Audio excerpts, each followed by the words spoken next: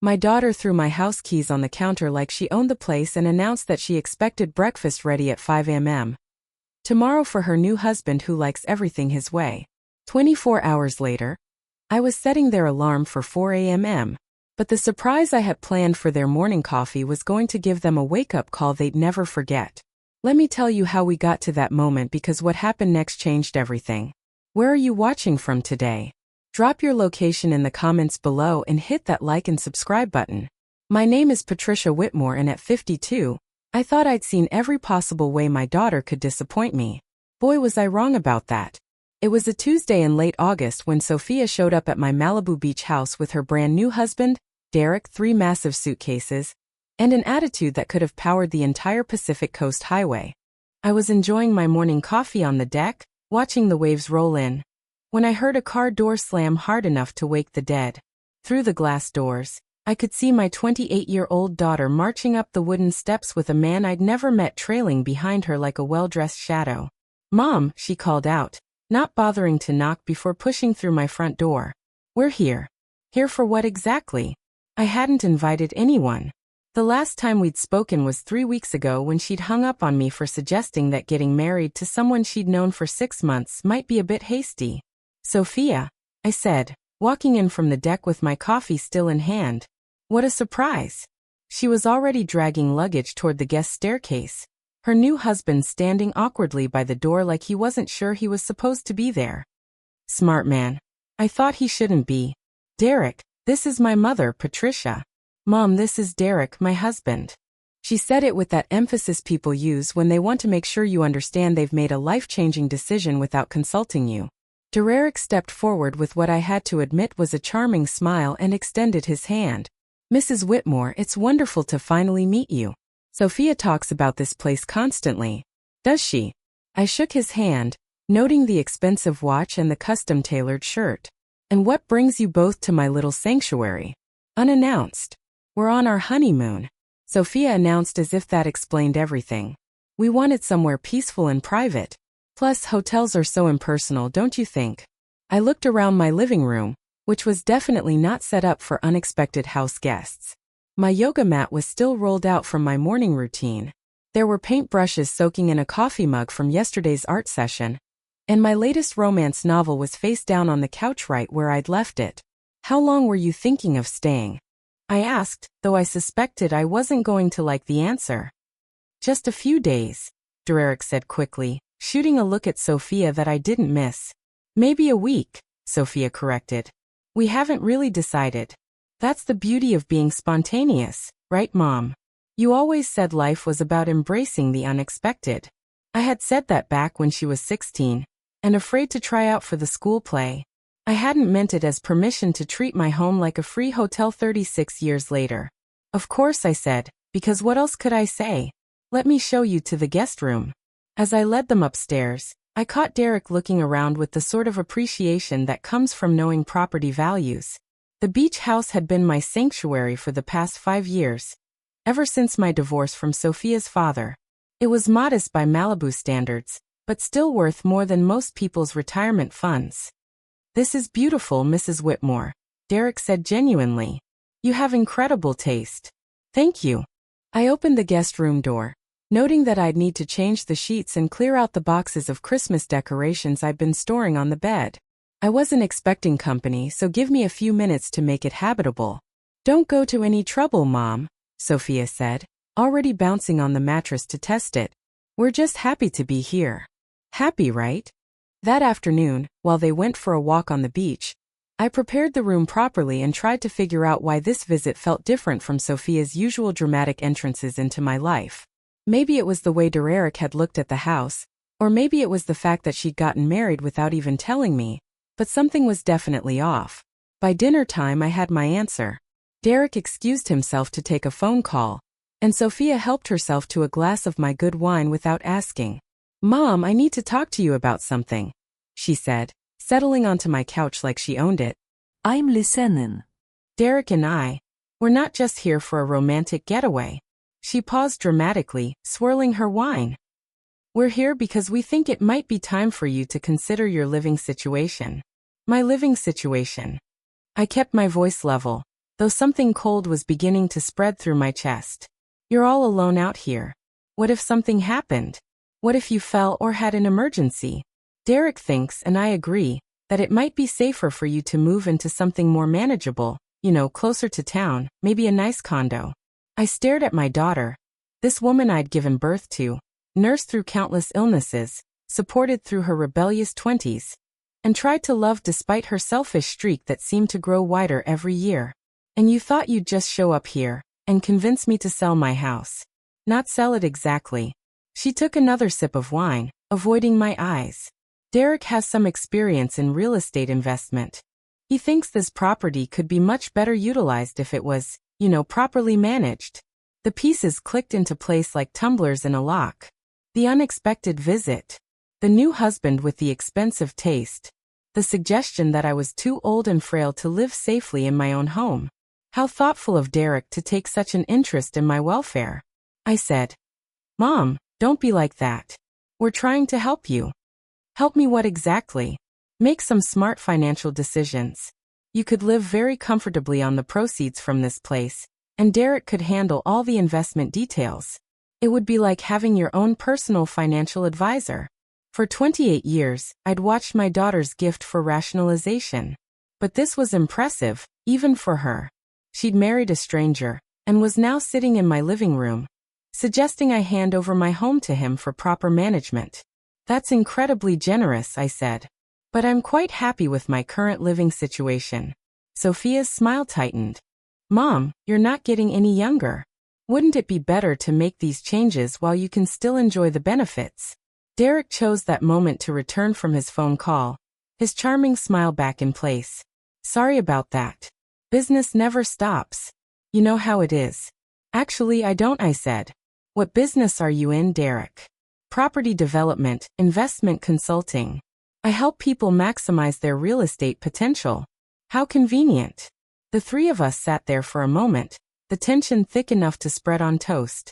Derek seemed to sense that his new wife's subtle approach wasn't working. Mrs. Whitmore, he said, leaning forward with the kind of sincerity that probably worked wonders in board meetings. I hope you don't think we're being presumptuous. Sophia just worries about you.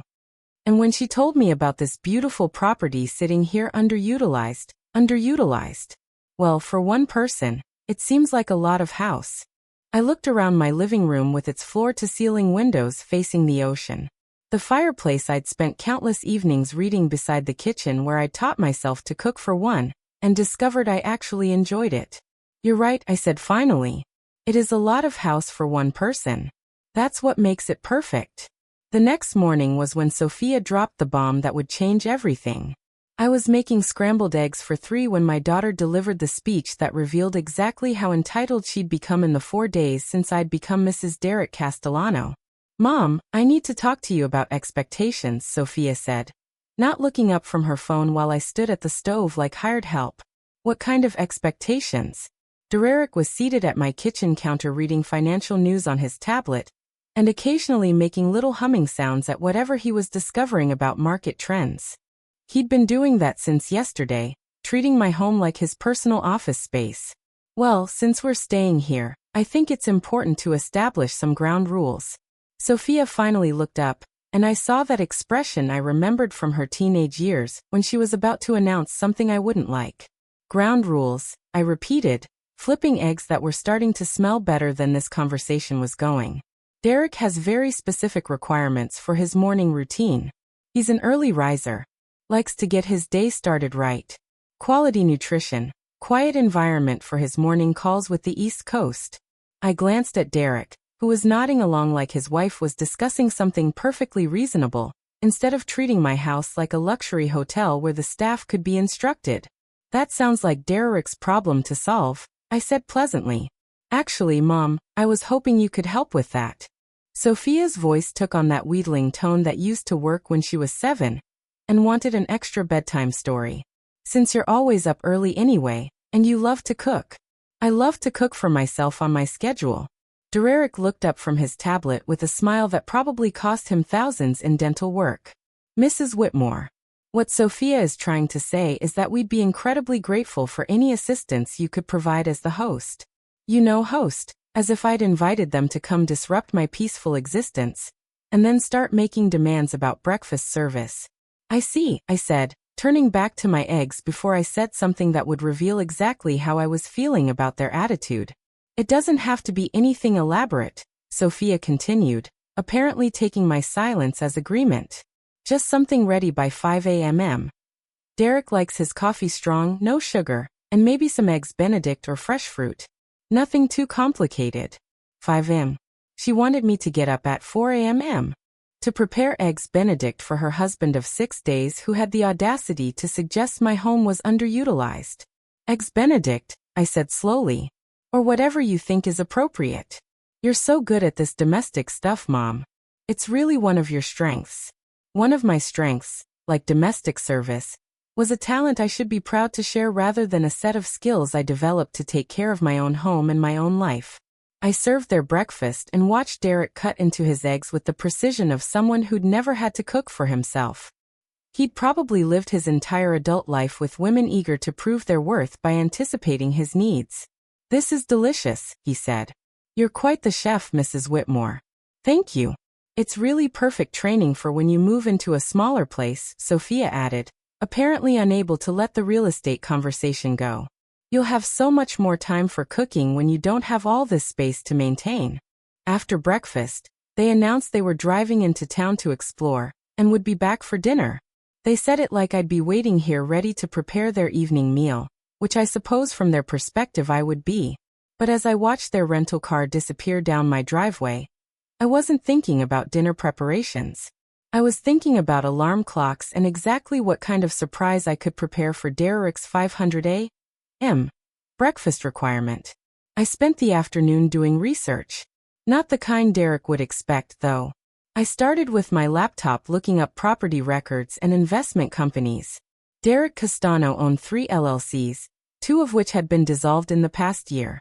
His property development business had exactly 1 project listed, a small apartment building in Riverside that was currently in foreclosure proceedings. Interesting. I also discovered that Derek had been married once before to a woman named Jennifer Walsh, who'd owned a successful catering business in San Diego. The business had been sold suddenly 2 years ago, right around the time their divorce was finalized. Even more interesting. But the most interesting thing I found was a small article in a Riverside newspaper about a lawsuit filed by elderly homeowners who claimed they'd been pressured into selling their properties below market value to an investment company that promised to handle all the details and pay them monthly proceeds that never materialized. The company was called Castellaniano Holdings LLC.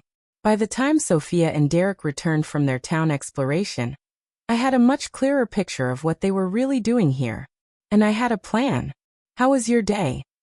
I asked as they came through the door with shopping bags from expensive boutiques. Wonderful, Sophia said, dropping packages on my coffee table. We found this amazing real estate office in town. The agent said properties like this one are incredibly sought after. She mentioned that similar houses have sold for well above asking price recently. Really? Derek nodded enthusiastically. The market is exceptionally strong right now for coastal properties. It might be the perfect time to make a move if you were considering it. You know, I've been thinking about what you both said, I replied, and watched them exchange a quick look of triumph. That's wonderful, Mom. I knew you'd see the logic in it. Yes, the logic is quite clear. I smiled at Derek, and I've been thinking about your breakfast requirements, too. 5 a.m. is quite early. I know it's an imposition, Derek said, though his tone suggested he didn't find it imposing at all. But I really do function better with a proper start to the day. Of course you do. I completely understand. I looked directly at him, noting the way he was already relaxing into what he thought was victory. I'll make sure everything is ready for you tomorrow morning. Something special. You're the best, Mom. Sophia said, kissing my cheek like we just concluded a business deal rather than discussing my role as their unpaid household staff. That evening, I served them dinner on my good china, and listened to them discuss their plans for maximizing the property's potential as if I weren't sitting right there. They talked about removing walls, updating fixtures, and creating multiple revenue streams through vacation rentals. They were carving up my home like it was already theirs. After they went upstairs, I cleaned the kitchen and then sat on my deck with a glass of wine, listening to the waves and planning tomorrow's breakfast surprise. Derek wanted everything his way, and Derek was an early riser who valued his routine. Perfect. I was going to give him exactly what he'd asked for. At 4 a.m., my alarm went off just like I'd promised. But Derek and Sophia had no idea what they'd actually requested when they turned me into their personal breakfast chef. I moved quietly through my dark kitchen, muscle memory guiding me as I prepared what would definitely be the most memorable meal of Derek's life. The sunrise was still 2 hours away, but I was wide awake and absolutely focused on the task at hand. Coffee first. Derek liked it strong, no sugar. I ground the beans fresh, just the way he'd specified, and added my own special ingredient, a hefty dose of cinesides, the active component in natural laxative tablets. Enough to turn his digestive system into a ticking time bomb, but not enough to actually harm him. Just enough to make his day extremely uncomfortable. While the coffee brewed, I prepared his eggs Benedict. I'd been cooking for 34 years, so creating a picture-perfect breakfast wasn't challenging. What was challenging was deciding exactly how much additional seasoning to add to ensure Derek's morning would be as memorable as mine was about to be. I'd crushed up 3 more laxative tablets and mixed them into the Hollands sauce. The beauty of Hollands is that it already has such a complex flavor that a little extra bitterness would be completely masked by the lemon and butter. For Sophia's breakfast, I prepared regular scrambled eggs and toast. She hadn't made demands about timing or service, so she'd get exactly what she'd always gotten from me. The bare minimum effort required to avoid being accused of being an unloving mother. At exactly 4:47 a.m., I heard movement upstairs. Derek's internal clock was apparently as precise as his demands. I arranged his breakfast beautifully on my best plates and waited. Mrs. Whitmore. Derek appeared in the kitchen wearing an expensive silk robe and looking surprised to see everything ready. You actually did this. You said 5 a.m. I aim to please. He sat down at the counter, and I poured his specially prepared coffee into my finest china cup. This smells fantastic. You really didn't have to go to all this trouble.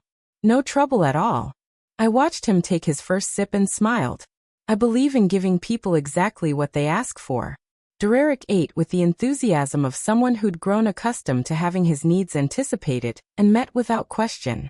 He complimented the eggs, praised the coffee, and told me how much he appreciated having someone who understood the importance of routine. You're quite the hostess, he said, finishing his last bite. Sophia was right when she said you had a gift for this. I have many gifts, I replied. Some of them take longer to reveal themselves than others. Sophia eventually wandered downstairs in her pajamas, looking like she'd expected to find me already cleaning up after her husband's breakfast. Oh good.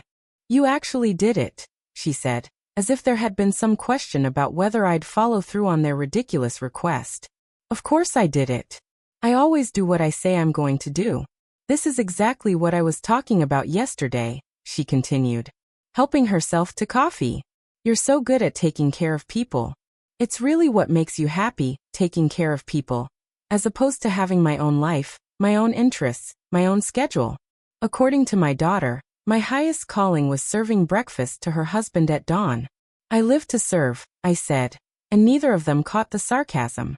Derek excused himself to take a shower and get ready for his morning calls. I cleaned up the kitchen while Sophia sat at the counter scrolling through her phone, occasionally making comments about how nice it was to have a proper breakfast ready without having to think about it. Derek is really impressed with you, she said eventually. He said you remind him of his grandmother who always had everything organized and ready. His grandmother. I was 52 years old and my daughter's husband was comparing me to his deceased grandmother. How flattering. I think this arrangement could really work out for everyone, Sophia continued. You get to feel useful and needed. We get to enjoy some quality family time. And Derek gets the kind of environment that helps him be productive. Quality family time, where I provided free meal service while they discussed selling my house. About 45 minutes after breakfast, I heard the first signs that my special recipe was taking effect. Derek's voice drifted down from upstairs, calling Sophia's name with what sounded like urgency. Sophia, where's the bathroom? Upstairs hall, first door on the right, she called back, not looking up from her phone. I found it, but is there another one? I continued wiping down counters that were already clean, hiding my smile. Mom, do you have any stomach medication? Derek's voice came from the top of the stairs, sounding considerably less confident than it had during breakfast. In the medicine cabinet, I called back. Are you feeling unwell? Just a little stomach upset. Probably something I ate yesterday. Sophia finally looked concerned. Derek, are you okay? I'm sure it's fine. Just could you maybe postpone that 9 a.m. call? I might need a few more minutes. Over the next hour, Derek made 6 trips to the bathroom. By the 3rd trip, he was walking much faster. By the 5th, he was practically running. I don't understand what's wrong with him, Sophia said, pacing around my kitchen. He never gets sick. Food poisoning can be very sudden, I said sympathetically. Maybe something from that restaurant you went to yesterday, but I ate the same things he did, and I feel fine. Everyone reacts differently to bacteria. Derek appeared in the doorway, pale and sweating. Sophia, I need you to call Dr. Martinez. Something is seriously wrong. Should I take you to the hospital? Sophia was starting to panic, which was almost as satisfying as watching Derek's discomfort. Let's see how you feel after it works its way through your system, I suggested helpfully. Sometimes these things just need time. Mrs. Whitmore, I hate to ask, but do you have any Pepto-Bismol or Imodium? Anything? I'll check. I made a show of looking through my medicine cabinet and returned with a bottle of antacids that would do absolutely nothing for his current problem. This might help. Derek swallowed 4 tablets and retreated upstairs again. For the rest of the morning, the only sounds in my house were his footsteps rushing between the bedroom and bathroom, punctuated by Sophia's concerned questions and his increasingly strained responses. By lunchtime, he was too weak to come downstairs. Mom, I think we should take him to urgent care. Sophia said he's been sick for hours. If you think that's best, I agreed. Though sometimes these stomach bugs just have to run their course. This isn't a stomach bug. This is serious. I looked at my daughter with all the concern I could muster. You're probably right. Food poisoning can be dangerous if it gets too severe. As they prepared to leave for the medical center, Derek managed to make it downstairs looking like he'd aged 10 years in the past 4 hours. Mrs. Whitmore, I'm so sorry about this, he said weakly. I don't know what happened. These things are unpredictable, I said. I do hope you feel better soon. We might be a while at the doctor, Sophia said, helping Derek to the car. Don't wait up for us. I watched them drive away. Derek hunched over in the passenger seat like he was afraid to move too suddenly. Then I went back to my kitchen and disposed of the rest of the crushed laxatives I'd hidden in the spice cabinet. Tomorrow morning, Derek would probably be feeling much better, but I doubted he'd be quite so enthusiastic about requesting breakfast at 5 a.m. And this was just the beginning of what I had planned for my unexpected house guests. Derek spent 3 hours at urgent care, only to be told he had a severe case of food poisoning and needed to stay hydrated and rest. When they returned that afternoon, he looked like a man who'd been through a war and lost. The doctor said it was probably something he ate yesterday, Sophia announced as she helped Derek up the stairs. He needs to stick to bland foods for the next few days. How terrible, I said, following them with a picture of ice water. I feel so guilty. What if it was something I served this morning? No, Mom. The doctor said the timing doesn't match. Food poisoning from breakfast would have started much sooner. Derek collapsed onto the guest bed like his legs couldn't support him anymore. Mrs. Whitmore, I'm so sorry about this. Oh, sorry. I know we've disrupted your routine. Don't you worry about anything, I said, arranging pillows behind his back.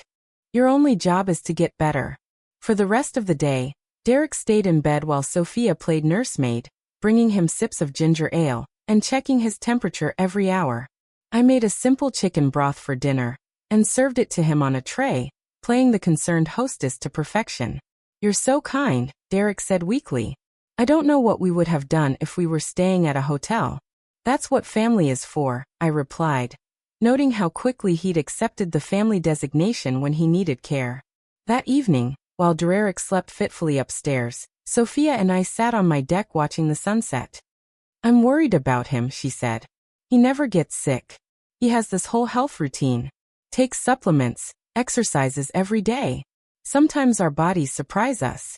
I said stress can lower immunity. Stress? Well, starting a new marriage, traveling, making big life decisions. That can all take a toll. Sophia looked at me sideways. What big life decisions? Your suggestion about me selling this house, that's a major financial decision. I'm sure Derek feels responsible for helping me make the right choice. Oh, she seemed to consider this. Actually, we were planning to talk to you more about that. Derek has some concrete proposals he wanted to present. I'm sure he does. He really knows what he's talking about, Mom. He's helped other people in similar situations. Similar situations like elderly homeowners who needed guidance from a young man with expensive taste and failing businesses. I'd be very interested to hear his proposals, I said. When he's feeling better, of course. The next morning, Derek emerged from the guest room looking significantly improved, but still cautious. He'd apparently spent the night afraid to eat anything substantial, which meant my laxative surprise had done exactly what I'd intended. How are you feeling? I asked, as he tentatively sipped the herbal tea I'd prepared. Much better, thank you. I think the worst is over. I'm so glad. There's nothing worse than being sick away from home. Derek nodded, then looked around my kitchen with what I was starting to recognize as his appraising expression. Mrs. Whitmore, I hope we can continue the conversation we started a few days ago about your living situation. Of course, I've been thinking about what you said. His eyes lit up. Really? Really? In fact, your illness yesterday made me realize how isolated I am out here.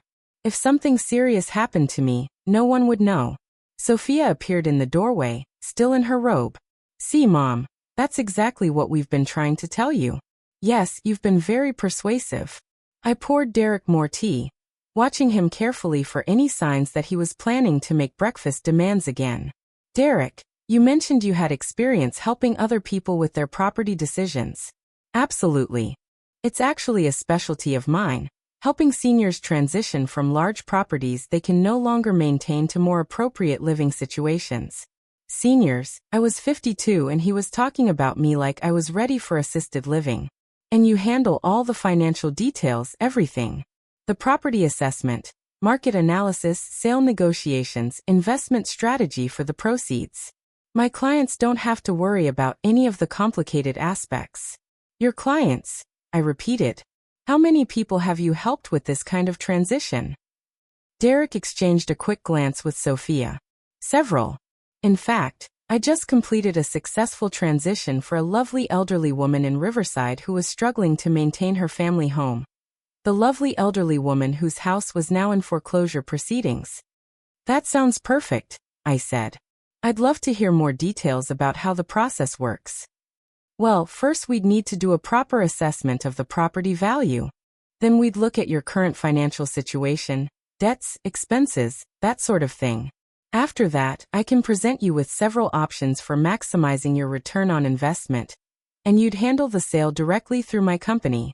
Yes, it's much more efficient than dealing with traditional real estate agents who don't understand the unique needs of senior property owners. I nodded thoughtfully. It sounds like you've put a lot of thought into this. I have. I can see how much stress this kind of decision would create for someone in your position. Having professional guidance makes all the difference. Someone in my position. A helpless middle-aged woman who needed a young man to swoop in and solve her problems. Derek, I said, leaning forward with what I hoped looked like genuine interest. Would it be possible to see some documentation of your previous work, success stories, client testimonials, that sort of thing? Of course. I have a complete portfolio back in Riverside. I could have my assistant email you some examples. That would be wonderful. For the next hour, Derek laid out his vision for my future. I would sell the house to his investment company for what he called a fair market price, which would be determined by his assessment. The proceeds would be invested in a portfolio he would manage, providing me with monthly income while the principal grew over time.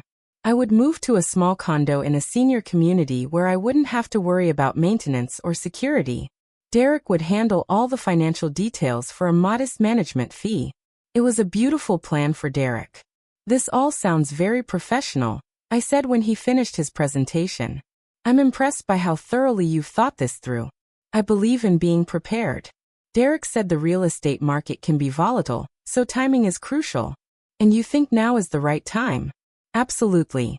The market is strong. Interest rates are favorable. And frankly, Mrs.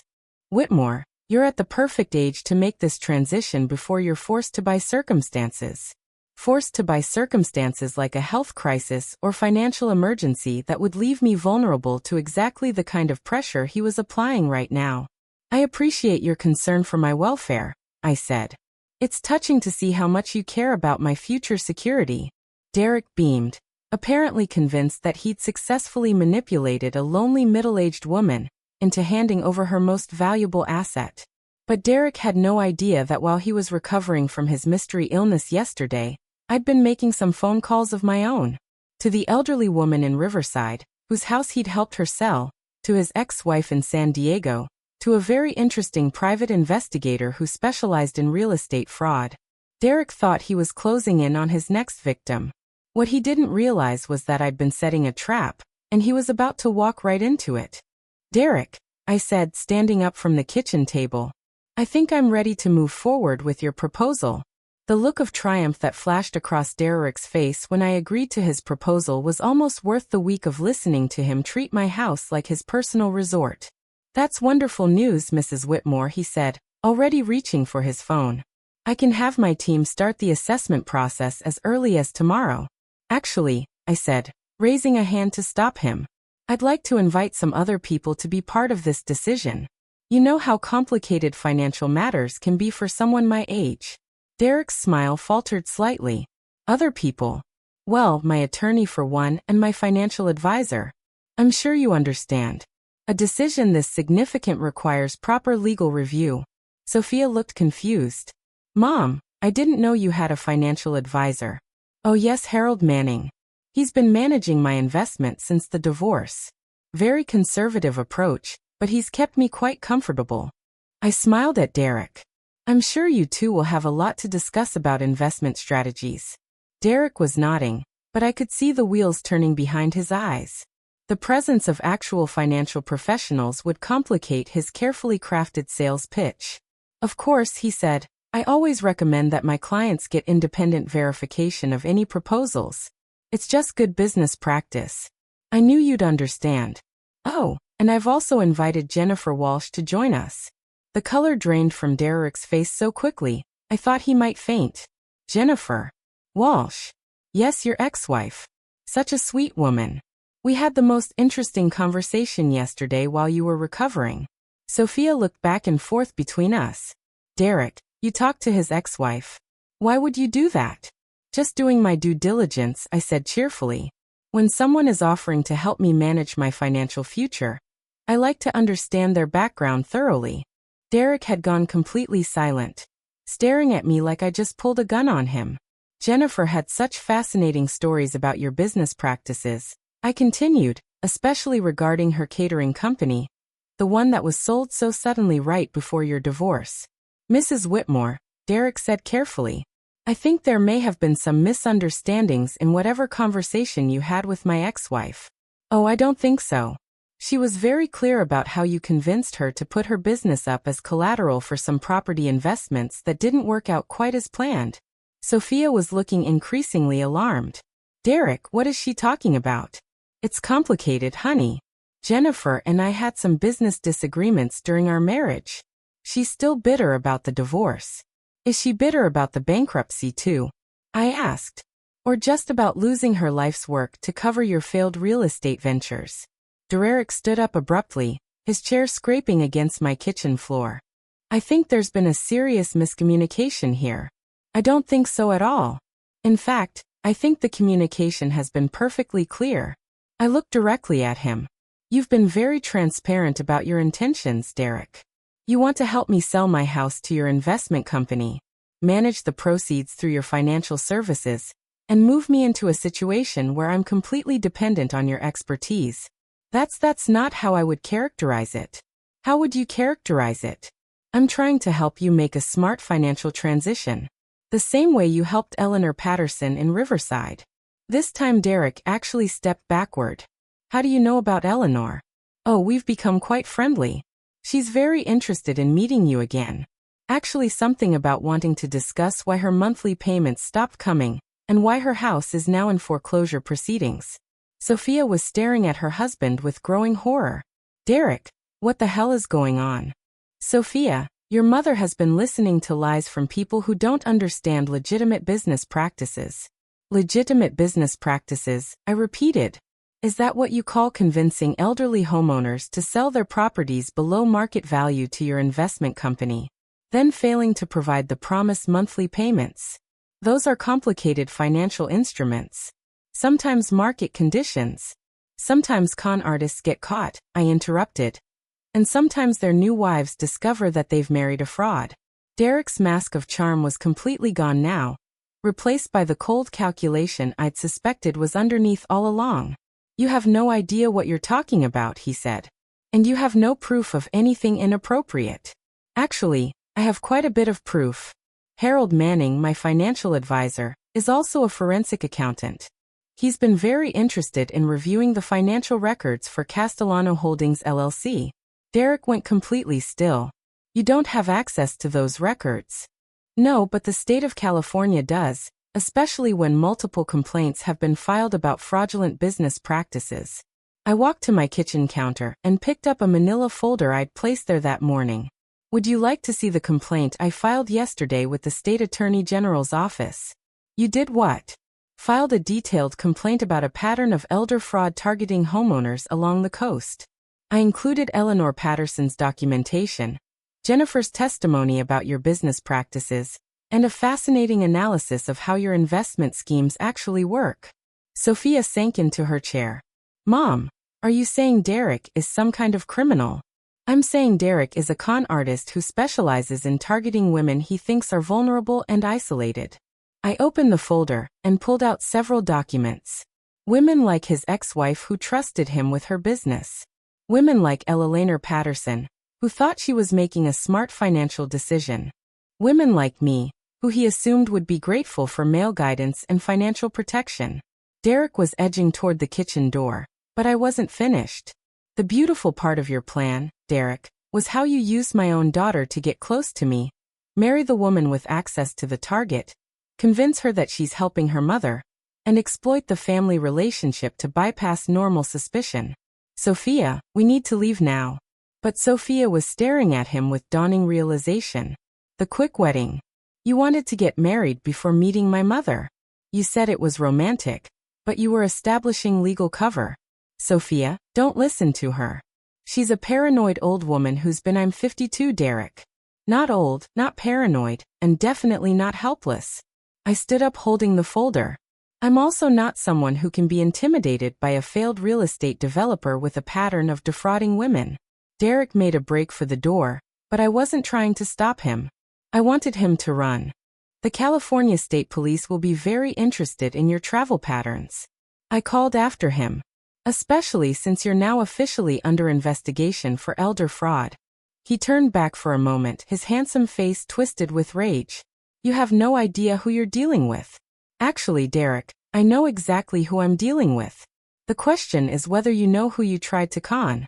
As Derek rushed upstairs to pack, Sophia remained sitting at my kitchen table, staring at the documents I'd spread in front of her.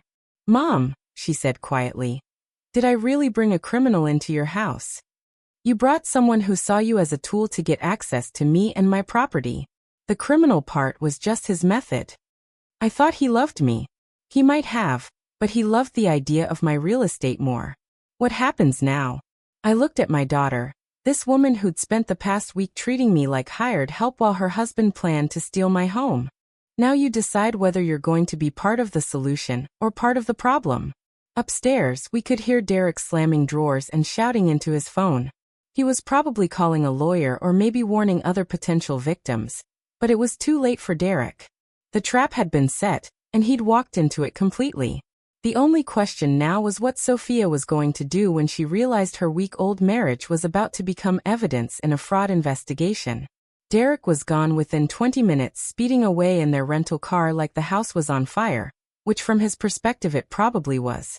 What he left behind was my daughter sitting at my kitchen table staring at the evidence of her husband's criminal activities. and about 15 missed calls on his phone that he'd abandoned in his panic to escape. "Mom," Sophia said finally, her voice small and defeated. "How long have you known? I suspected something was wrong the moment you both showed up here, talking about my living situation. But I didn't have proof until yesterday." I sat down across from her, noting how young she looked without Derek's confidence propping her up. "The question is, how much did you know?" "Nothing," she said quickly. "I swear, Mom, I thought he was legitimate. He showed me financial documents, client testimonials. Everything looked professional. Did it occur to you to wonder why a successful investment consultant would be so interested in marrying someone he'd known for 6 months? Sophia's face crumpled. "I thought he loved me. He was so charming, so attentive. He made me feel special." "You are special, sweetheart." But Derek wasn't interested in special. He was interested in access. Derek's abandoned phone buzzed again. I glanced at the screen and saw a name that made my blood run cold. Eleanor Patterson. "Sophia, I need to answer this call." "Mrs. Castellano." The elderly woman's voice was shaky and frightened. "I've been trying to reach Derek all morning. The bank called again about the foreclosure proceedings, and I don't understand what's happening." "Mrs. Patterson, this is Patricia Whitmore, Derek's mother-in-law. I'm afraid Derek isn't available right now." "Oh well, maybe you can help me. I gave Derek all my legal documents when he bought my house, but now the bank is saying I still owe money on a mortgage that was supposed to be paid off. Derek promised me monthly payments, but they stopped coming 3 months ago." I felt sick listening to her confusion and fear. This woman had trusted Derek with her home and her financial security, and he'd left her facing homelessness. "Mrs. Patterson, I'm going to give you some phone numbers. There are people who can help you, but you need to contact them today." After I finished giving Eleanor the contact information for the State Attorney General's Elder Fraud Division and a nonprofit legal aid organization, I hung up and looked at my daughter. "That's what your husband does, Sophia. He preys on older women who trust him. But I'm not older, and I don't have any assets he could steal." "No, but you have something even more valuable. You have me." Sophia was quiet for a long time, processing the reality of her situation. She was legally married to a man who was about to be charged with multiple counts of fraud. Even if she hadn't participated in his schemes, her association with him would complicate her life for years. "What do I do now?" she asked. "You make a choice. You can contact Derek, warn him about the investigation, and try to help him avoid prosecution. Or you can cooperate with the authorities and try to minimize the damage to your own life. You make it sound simple. It is simple. Not easy but simple." I reached across the table and took her hand. "Derek is a criminal, Sophia. The only question is whether you're going to be his accomplice or his victim." That afternoon, Detective Sarah Chun from the California State Police Financial Crimes Division arrived at my house with a briefcase full of documentation and a very interested expression. "Mrs. Whitmore, the complaint you filed has opened up a much larger investigation than we initially expected," she said, settling into my living room with the authority of someone used to dealing with financial predators. "How much larger?" "Derek Castellano appears to have been operating this scheme in multiple states over the past 5 years. We've identified at least 12 victims, mostly women over 60, who own valuable real estate." 12 women, I repeated, thinking about Eleanor Patterson's frightened voice on the phone, possibly more. The pattern is always the same. He identifies vulnerable targets, usually through personal connections or dating relationships, gains their trust, convinces them to sign over property management to his company, and then systematically drains their assets. Sophia, who had been sitting quietly in the corner, finally spoke up. "Detective, what's going to happen to me? I married him, but I didn't know about any of this." Detective Chun studied her carefully. "That depends on several factors. How much you knew, when you knew it, and whether you're willing to cooperate with our investigation." "I'll cooperate," Sophia said immediately. "I'll tell you everything I know." "Good. We'll need detailed statements about your relationship with Mr. Castano, his business activities, his associates, and any conversations you had about his work." For the next 3 hours, Detective Chun interviewed both of us. Sophia provided information about Derek's business contacts, his travel patterns, and his methods for researching potential targets. I shared everything I discovered about his previous victims and his attempts to manipulate me. Mrs. Whitmore, Detective Chun said as she prepared to leave, you may have prevented him from adding several more victims to his list. Most people don't think to investigate someone their family member brings home. Most people don't have daughters who show up demanding breakfast service at 5 a.m. I replied.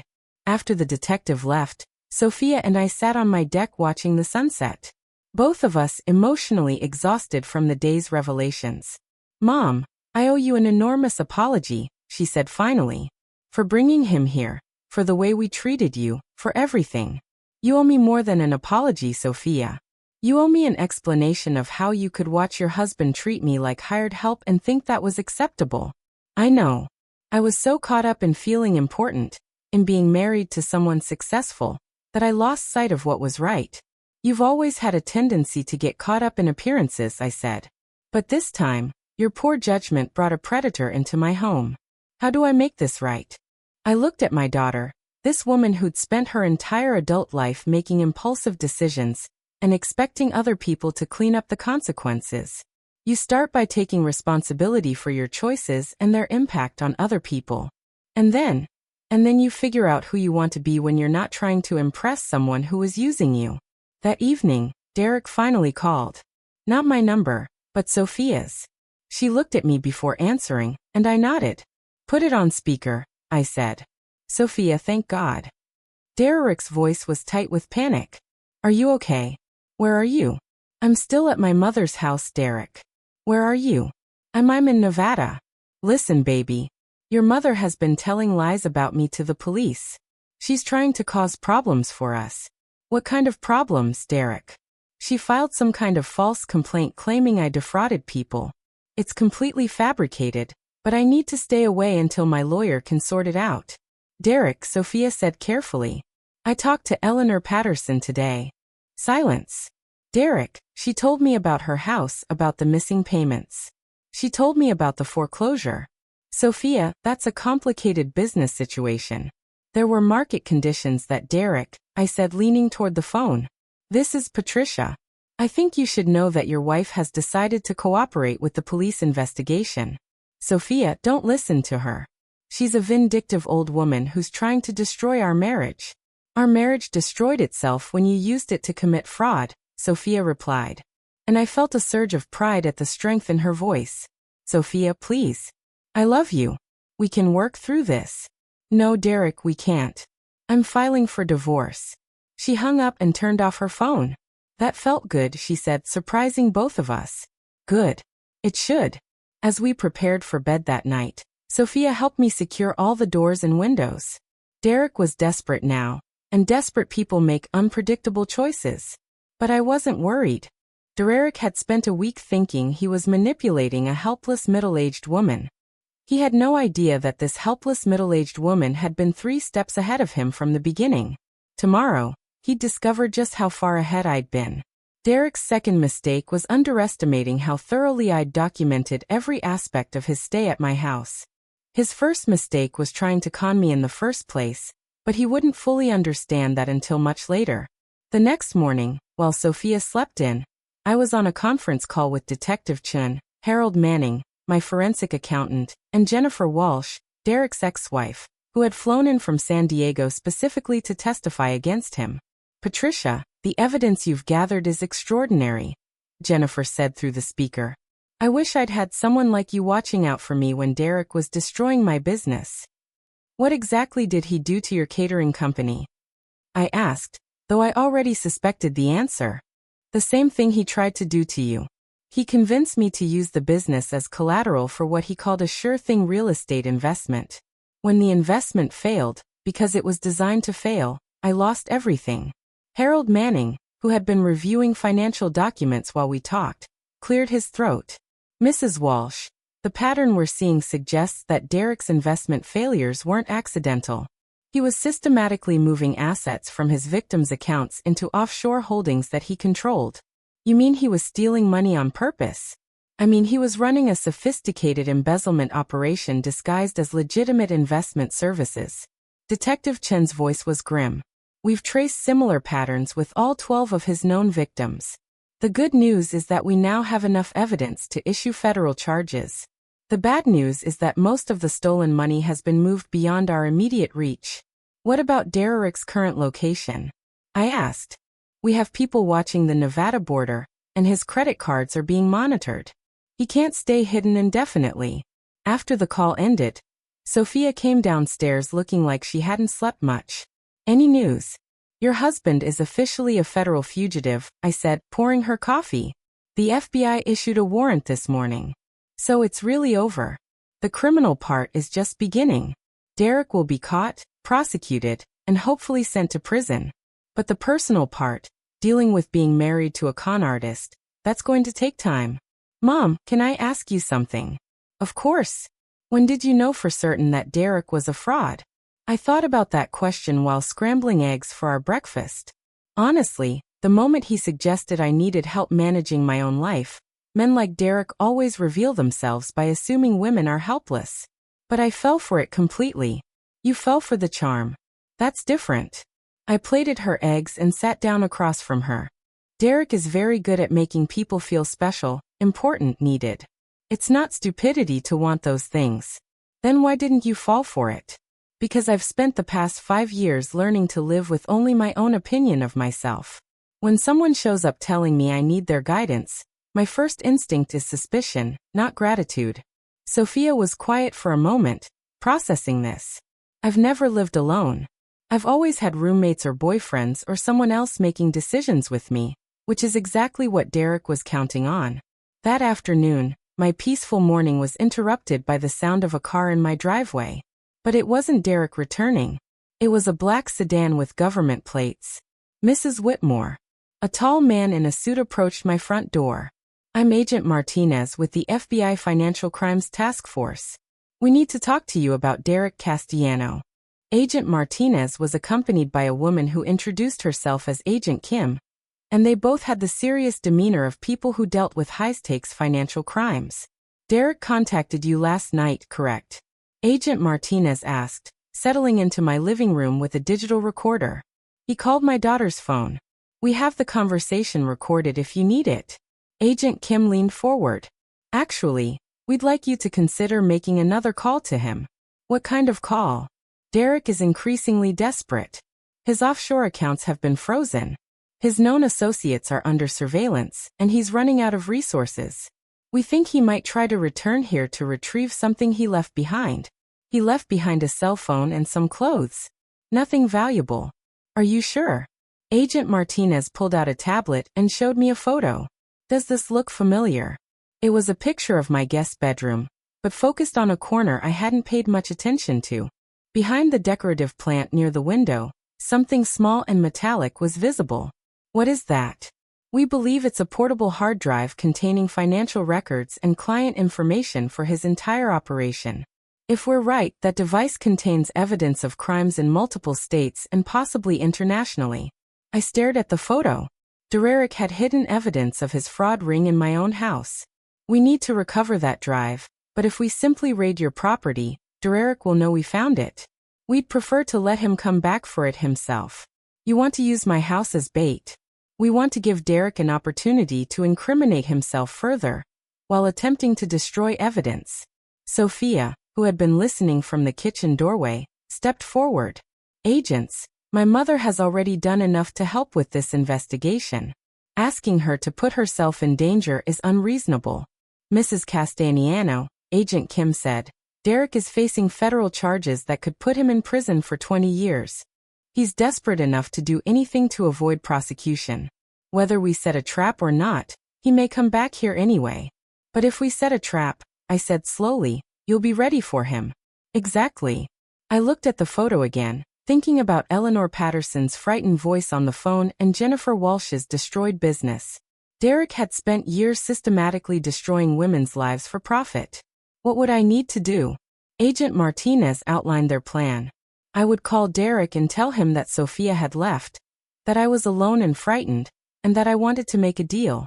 I would suggest that if he returned quietly to collect his belongings, I would consider not cooperating further with the police investigation. He'll be suspicious, Agent Kim warned. Derek is smart, and he knows you've already filed complaints against him. But he's also arrogant, I replied.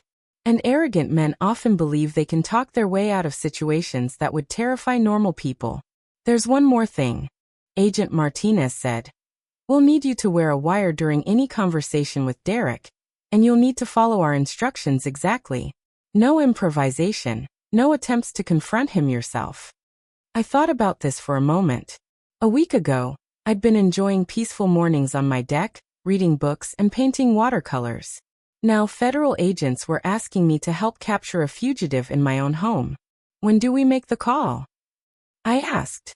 That evening, with FBI agents positioned around my property and sophisticated recording equipment hidden throughout my house, I dialed Derek's number. Patricia. He sounded surprised and wary. Derek, I'm glad you answered. I need to talk to you. Where's Sophia? She left this morning.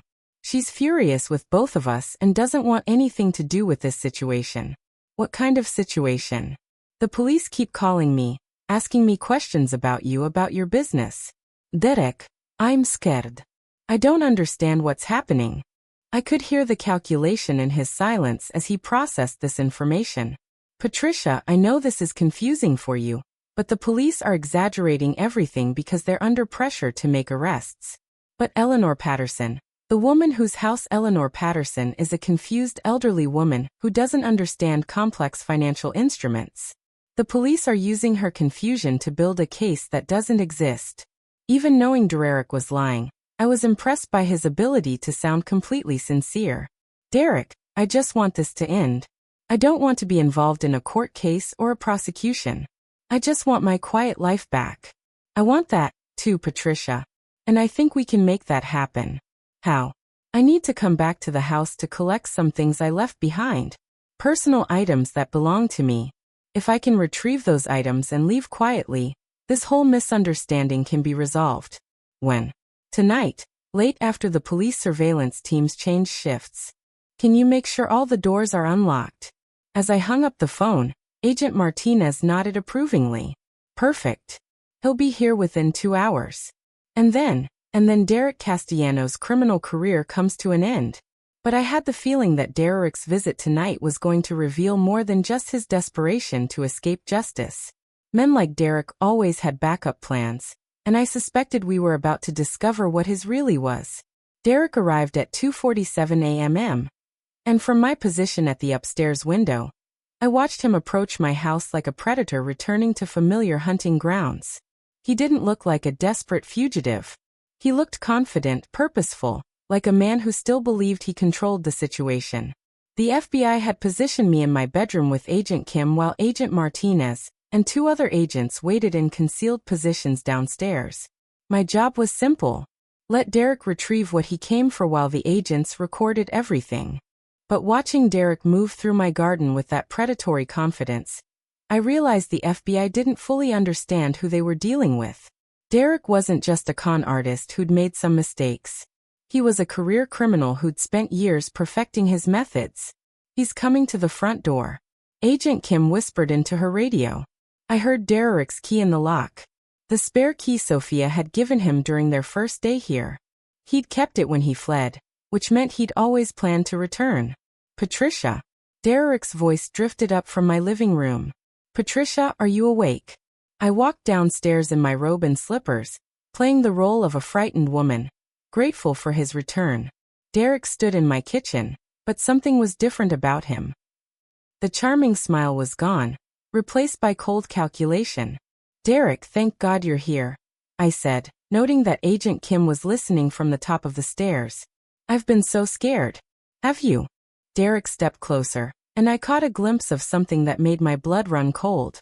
There was a gun tucked into his waistband. Derek, I just want this nightmare to end. So do I, Patricia. So do I. He moved toward the guest room, but stopped suddenly. You know, I've been thinking about our conversation tonight. About how frightened you are. How much you want this to end. Yes. And I realized something. You're not frightened at all, are you? The question hung in the air like a trap about to spring. Of course I'm frightened. The police investigation that you started, the detailed complaint that you filed, the forensic accountant that you hired. Derek's voice was perfectly calm, but his eyes were dangerous. Patricia, you've been playing a game since the day I arrived here. I could hear Agent Kim moving at the top of the stairs, but Derek was between me and any escape route. I don't know what you mean. I think you do. Derek reached for his waistband. I think you know exactly what you mean. That's when everything went wrong with the FBI's careful plan. Federal agents. Agent Martinez's voice boomed from the kitchen doorway. Hands where I can see them. Derek spun around, pulling his weapon in one smooth motion. I don't think so. Derek, drop the weapon. Agent Kim appeared at the top of the stairs, her own gun drawn. Nobody moves. Derek shouted, swinging his gun between the two agents. Patricia, you're going to walk with me to my car, and we're going to drive away from here. Derek, don't be stupid, I said, surprising myself with how calm my voice sounded. There are agents surrounding this house. Then they'll get to watch you die if they try to stop me. Agent Martinez was slowly advancing from the kitchen, while Agent Kim remained frozen at the top of the stairs. Derek was cornered, which made him exponentially more dangerous. Derek, I said carefully, what exactly do you think you're going to accomplish here? I'm going to retrieve what I came for, and then you and I are going to disappear until I can arrange safe passage out of the country. And what did you come for? Derek smiled. And for the first time since I'd met him, the expression was completely genuine. You really think it was about that hard drive, wasn't it? The hard drive is worthless. Everything important is stored in offshore servers that the FBI will never access. Derek gestured with his gun toward my living room. What I came for is worth much more than some financial records. What? You, Patricia. I came back for you. The words hit me like a physical blow. What are you talking about? Do you have any idea what your testimony is worth to federal prosecutors? You're their star witness. The victim who was smart enough to see through my operation and brave enough to report it. Derek's smile widened. If something tragic happened to you, their entire case would collapse.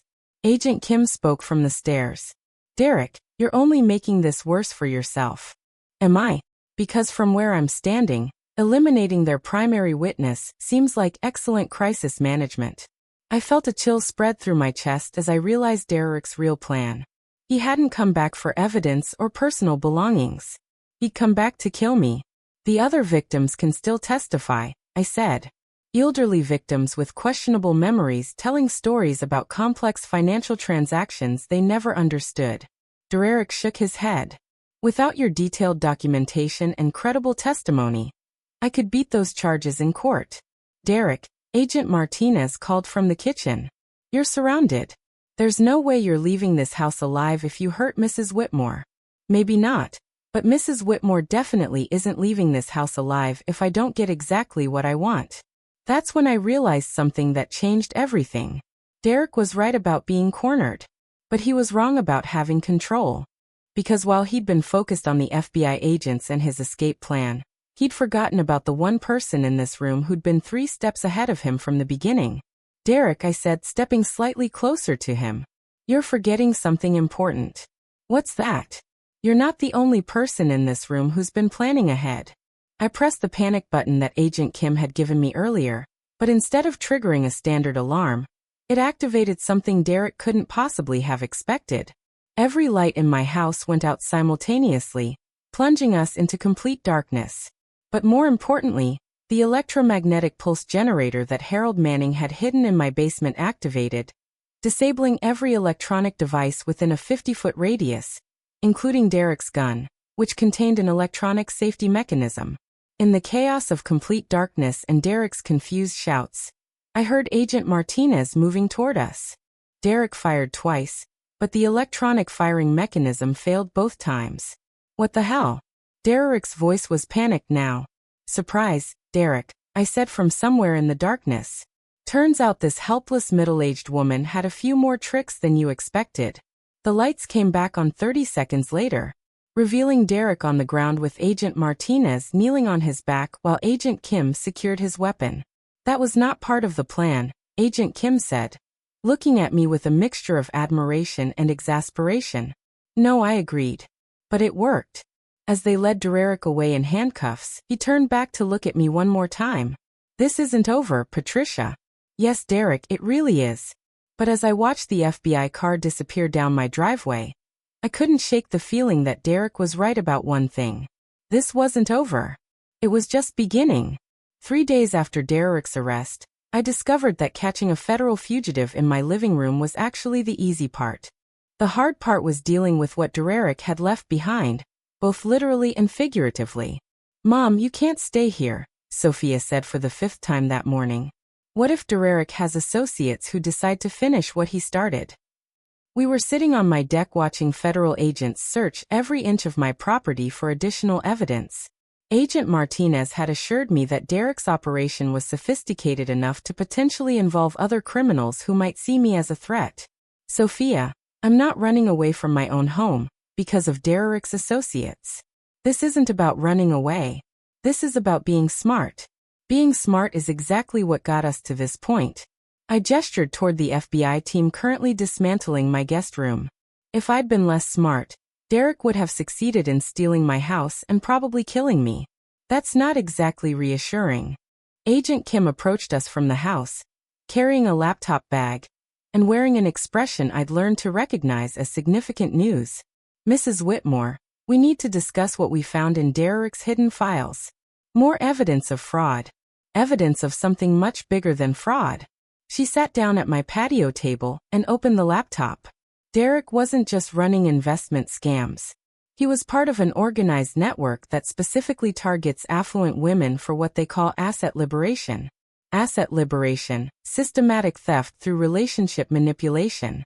They identify women with valuable assets, research their personal lives and vulnerabilities, then assign operatives to establish romantic or family relationships to gain access. Sophia looked sick. You're saying Derek was assigned to target my mother? We're saying Derek didn't meet you by accident, Mrs. Castellaniano.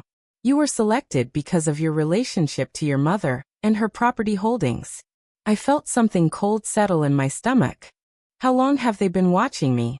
According to these files, your property was identified as a target 18 months ago. Derek spent 6 months researching your family relationships before approaching your daughter. Sophia was staring at Agent Kim with growing horror.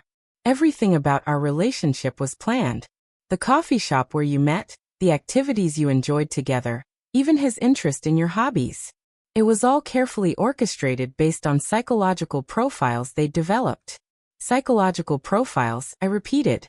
Agent Kim turned the laptop screen toward us. They have detailed assessments of your personality, your financial habits, your relationship with your daughter, even your daily routine. Derek knew exactly how to manipulate both of you. I looked at the screen and saw a file labeled Patricia Whitmore Target Assessment.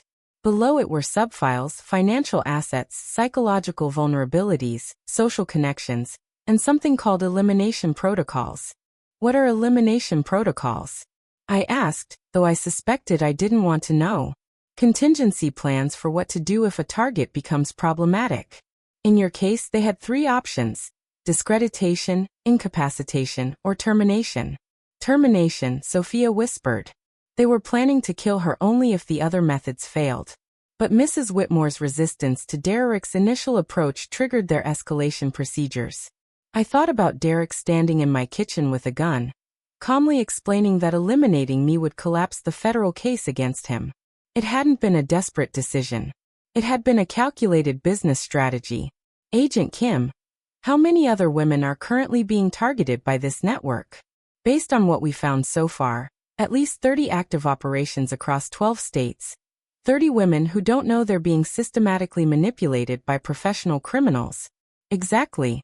I stood up and walked to my deck railing, looking out at the ocean that had been my sanctuary for 5 years. The waves were exactly the same as they'd been yesterday, but everything else felt different now. What happens next? I asked. Derek has agreed to cooperate with our investigation in exchange for a reduced sentence. He's providing information about the network's operations, leadership structure, and other targets. And the other women, we're working to identify and protect them. But Mrs. Whitmore, Your case is crucial to our prosecution strategy. You're the only target who recognized the scam and documented it thoroughly enough to build a federal case. Which means you'll need to testify in multiple trials potentially over the next 2 years. And you'll need to remain available and protected during that entire period. Sophia stood up abruptly. 2 years. Mom, you can't live under federal protection for 2 years. Actually, Agent Kim said, we have a proposal that might interest both of you. She explained that the FBI was developing a task force specifically to combat romance and family relationship fraud targeting older adults. They needed someone with my experience and analytical skills to help identify other operations and train agents to recognize the warning signs. You want me to become a federal consultant. We want you to help us stop other women from going through what you experienced, and what Ella Lehner Patterson and Jennifer Walsh experienced. I thought about Eleanor's frightened voice on the phone, about Jennifer's destroyed business, about the 30 women currently being manipulated by criminals who'd studied their psychological vulnerabilities. What would that involve? Training sessions with agents and victims, reviewing case files to identify patterns, and occasionally serving as an undercover consultant when we encounter sophisticated operations.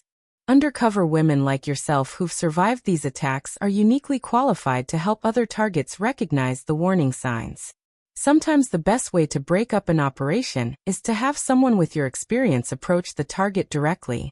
Sophia was shaking her head. Mom, this sounds incredibly dangerous. More dangerous than pretending these networks don't exist. I looked at her. Sophia, Derek fooled you completely. He fooled Jennifer Walsh. He fooled Ella Lehner Patterson, and at least 12 other women. But he didn't fool me because you were suspicious of him from the beginning because I'd learned to trust my own judgment over other people's charm. I turned back to Agent Kim. What kind of protection would be provided for these undercover operations? Full surveillance, backup teams, and extraction protocols. You'd never be in actual danger. Just like Derek's arrest was supposed to be completely safe, Agent Kim had the grace to look embarrassed. That operation had complications we didn't anticipate. But we've learned from those mistakes. I spent the rest of the afternoon thinking about Agent Kim's proposal. The idea of helping other women avoid Derek's type of manipulation was appealing, but the reality of putting myself in potentially dangerous situations was sobering. That evening, while Sophia made dinner, I called Jennifer Walsh. Patricia, how are you holding up after everything that happened? I'm okay, Jennifer, but I wanted to ask you something. If you'd had someone to warn you about Derek's methods before he destroyed your business, would that have made a difference? Absolutely. If I'd known what to look for, I never would have trusted him with my company. Even if that someone had to put themselves at risk to reach you. Jennifer was quiet for a moment. Are you thinking about working with the FBI? I'm thinking about making sure Derek's network doesn't destroy any more lives. Then I think you should do it. And I think you should know that I'm planning to do it too. After I hung up, I found Sophia sitting on the deck with 2 glasses of wine. Mom, I need to tell you something, she said as I joined her. I've been thinking about everything that's happened, about how Derek manipulated both of us, about how I let him treat you. Sophia, let me finish. I've spent my whole adult life looking for someone else to make me feel important, valuable, worth something. Derek was just the latest in a long line of people I thought would complete me. And now I think maybe I need to learn how to complete myself first. She took a sip of wine. I want to help with this FBI task force thing. Sophia, you don't have the experience. I have different experience. I know what it feels like to be manipulated by someone like Derek. I know how they make you feel special and important while they're actually using you. She looked at me directly. Maybe there are other women out there who need to hear from someone who fell for it completely before they learned to see through it. As I sat there watching the sunset with my daughter, I realized that Derek's biggest mistake hadn't been underestimating me. It had been bringing us together in a way that forced us both to become stronger than we'd ever been apart. Tomorrow, I would call Agent Kim and accept her proposal. But tonight, I was just going to enjoy the fact that my daughter had finally figured out the difference between being used and being valued. Derek's network had no idea what was coming for them. 6 months later, I was sitting in a coffee shop in Portland, Oregon. pretending to read a romance novel while watching a woman named Carol Peterson unknowingly have lunch with the man who was planning to steal her house. His name was Marcus Webb, and according to FBI intelligence, he was Derek's former partner and the current operational leader of what the task force had dubbed the Heartbreak Network. Carol was a 58-year-old widow who'd inherited a successful bed and breakfast from her late husband, and Marcus had been courting her for 3 months. "Patricia, can you see the subject clearly?" Agent Chen's voice came through the nearly invisible earpiece I was wearing. "I can see both of them," I murmured into the microphone hidden in my book jacket. "Marcus is showing her some kind of financial documents. That's the property management proposal. He's about to suggest that she needs professional help running her business." I watched Marcus lean forward with the same practiced sincerity I'd seen Derek use in my kitchen. Carol was nodding, clearly flattered by his attention and concern for her welfare. "Patricia, we need you to make contact now. You two. Carol's about to sign preliminary documents." I closed my book and walked to their table, channeling every ounce of confused elderly woman I could manage. "Excuse me," I said to Carol. "Aren't you Carol Peterson? We met at the grief support group in Salem." Carol looked up clearly confused. "I'm sorry. I don't think we've met." "Oh my goodness.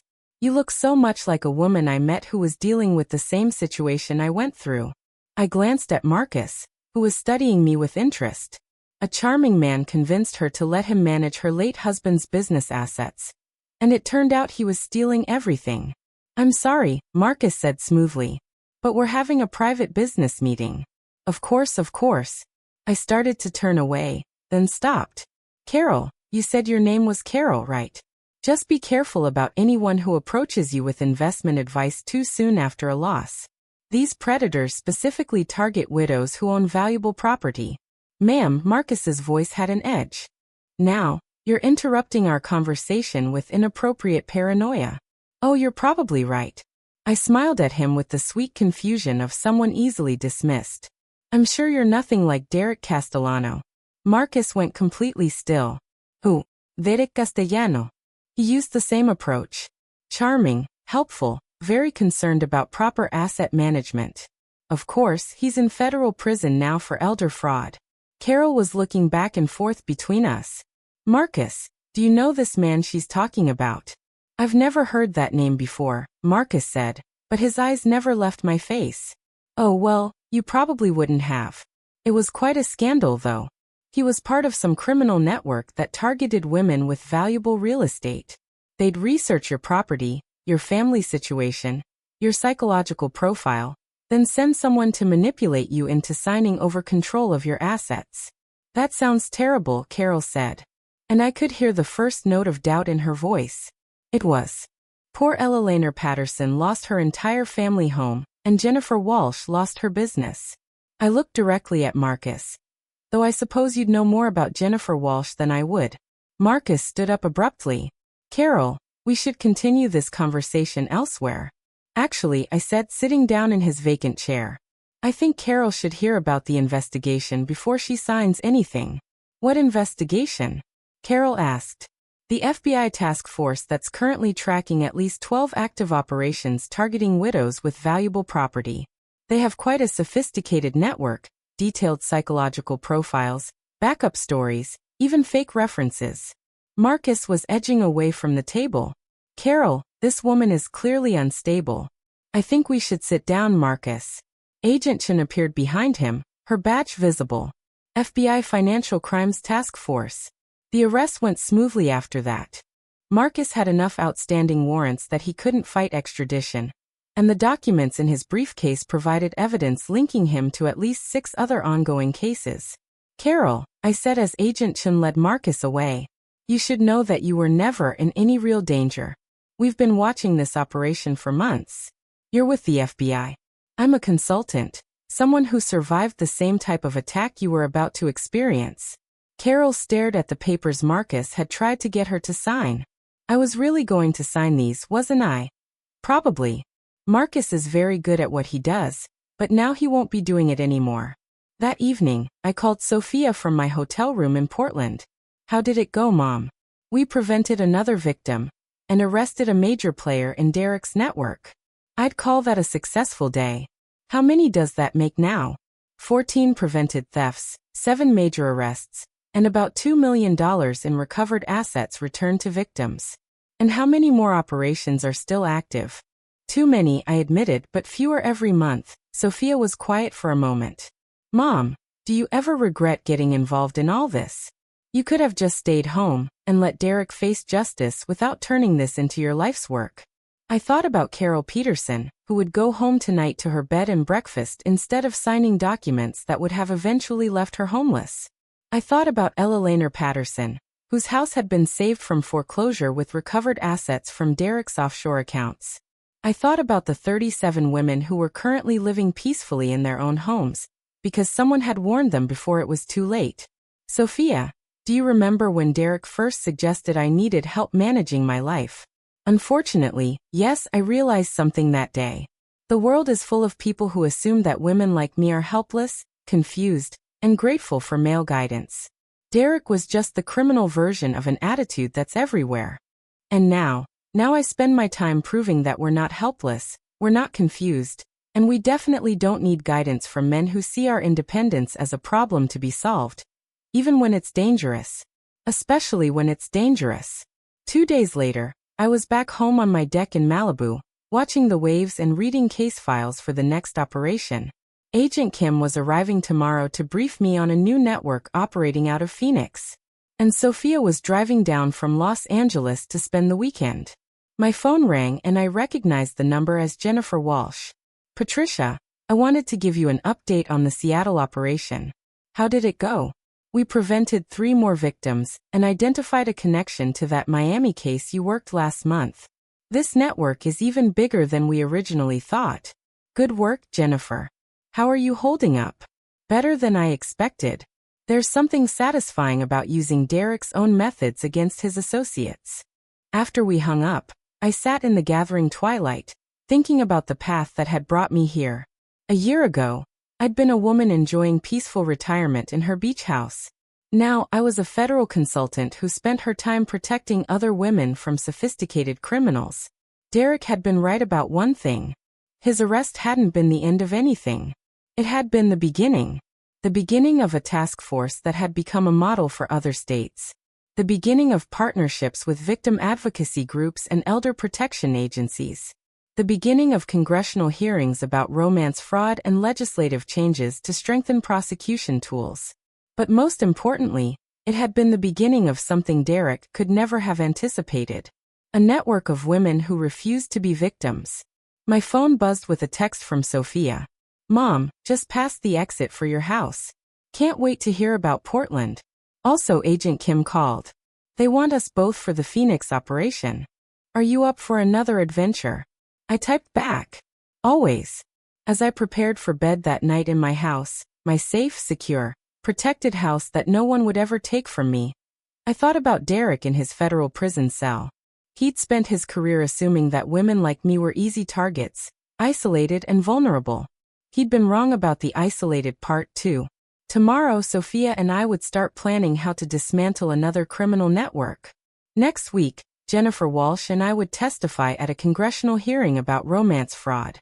Next month, I'd train a new group of FBI agents to recognize the psychological manipulation tactics used by relationship predators.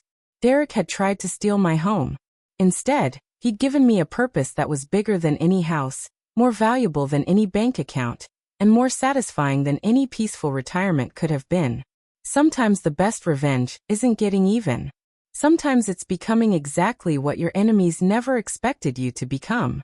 And what Derek had never expected was that this helpless, middle-aged woman would become the kind of person who made sure that criminals like him never succeeded again. Thanks for listening. Don't forget to subscribe and feel free to share your story in the comments.